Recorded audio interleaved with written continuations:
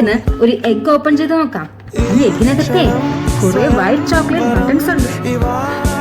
Let's open. We can open it together. Open, open, open. Here is the egg. Tinky. We can open, open, open, open. We can open, open, open, open. Wow. കാണാമോ? അങ്ങനെ egg open ആയി. നമുക്കിനി ഇത് പൊട്ടിച്ച് നോക്കണ്ടേ? എന്നാലേ white buttons കിട്ടുള്ളൂ. പൊട്ടിക്കാം. എങ്ങനെ പൊട്ടിക്കാം? തല്ലി പൊട്ടിക്കാം. വേണ്ട, അടിച്ച് പൊട്ടിക്കാം.